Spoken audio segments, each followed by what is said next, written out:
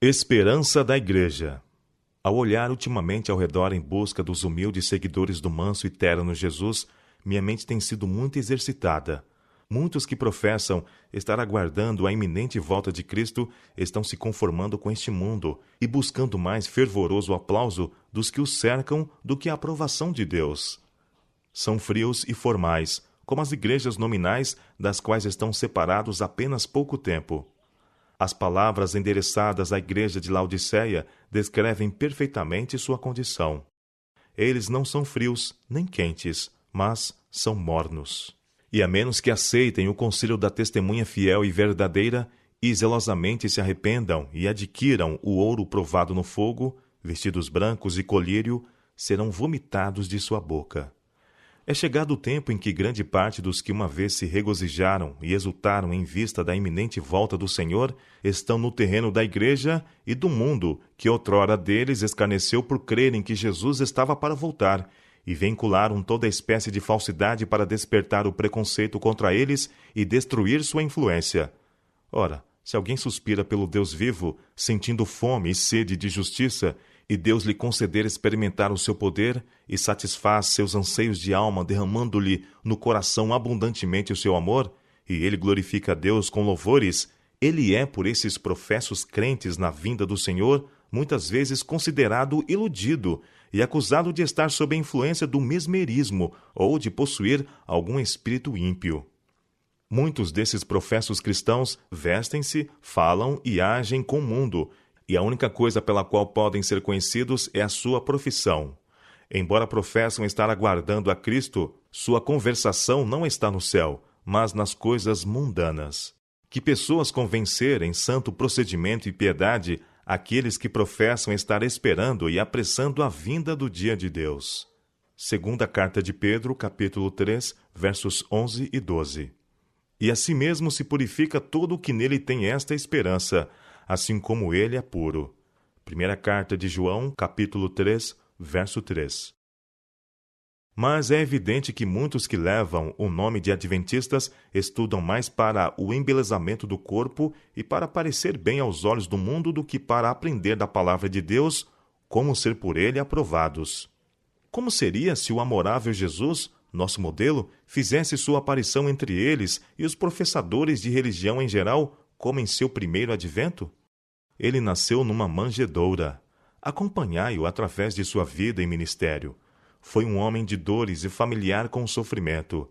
Esses professos cristãos ficariam envergonhados do manso e humilde Salvador que se vestia com uma túnica simples, inconsútil, e não tinha onde repousar a cabeça. Sua vida imaculada, altruísta, condená-los-ia. Sua santa solenidade seria uma penosa restrição ao seu riso leviano e vão. Sua conversação sem artifício seria um obstáculo à sua conversação mundana e cobiçosa.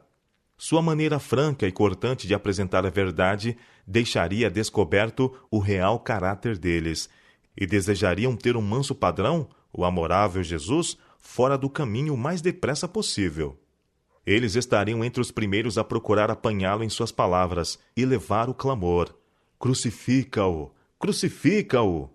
Sigamos a Jesus em seu manso jornadear para Jerusalém, quando toda a multidão dos discípulos passou jubilosa a louvar a Deus em alta voz, dizendo: Bendito é o Rei que vem em nome do Senhor, paz no céu e glória nas maiores alturas.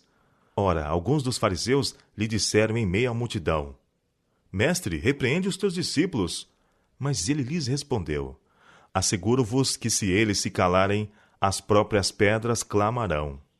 Grande parte dos que professam estar esperando a Cristo seriam tão atrevidos como os fariseus a fim de fazer silenciar os discípulos e, sem dúvida, haveriam de exclamar: Fanatismo! Mesmerismo! Mesmerismo! E os discípulos, estendendo seus vestidos e folhas de palmeira no caminho, seriam considerados extravagantes e turbulentos. Mas Deus terá um povo na terra que não será assim frio e morto, mas que o louvará e o glorificará. Ele receberá glória de algumas pessoas, e se os de sua escolha, que guardam os seus mandamentos, tivessem de se calar, as próprias pedras clamariam. Jesus vem, mas não como em seu primeiro advento uma criancinha, nascida em Belém. não como quando jornadeou para Jerusalém, em que os discípulos louvavam a Deus em alta voz e clamavam: Hosana! Mas na glória do Pai e com todo o séquito de santos anjos para escoltá-lo em seu caminho para a terra. Todo o céu estará vazio de anjos, enquanto os expectantes santos o estarão aguardando e com os olhos postos no céu, como os varões galileus quando ele ascendeu do Monte das Oliveiras. Então somente os que são santos, os que seguiram inteiramente o manso modelo, exclamarão com transportes de júbilo ao contemplá-lo: Eis que este é o nosso Deus, a quem esperávamos, e ele nos salvará. E serão mudados num momento, num abrir e fechar de olhos, ante a última trombeta, a trombeta que desperta os santos que dormem e chama-os de suas camas de pó, revestidos de gloriosa imortalidade, clamando: Vitória! Vitória sobre a morte e a sepultura! Os santos transformados são então levados para o alto, juntamente com os anjos, a encontrar o Senhor nos ares, para nunca mais se separarem do objeto do seu amor. Com tal perspectiva como esta diante de nós, com tão gloriosa esperança, redenção tal como essa que Cristo comprou para nós com o seu próprio sangue, ficaremos calados? Louvaremos a Deus também com alta voz, como os discípulos quando Jesus viajava para Jerusalém? Não é nossa perspectiva muito mais gloriosa do que a deles? Quem ousaria então proibir-nos de glorificar a Deus com o mesmo alto clamor, quando temos tal esperança cheia de imortalidade e repleta de glória? Temos provado dos poderes do mundo por vir e ansiamos por mais. Todo o meu ser clama pelo Deus vivo, e não estarei satisfeita até que esteja cheia de toda a sua plenitude.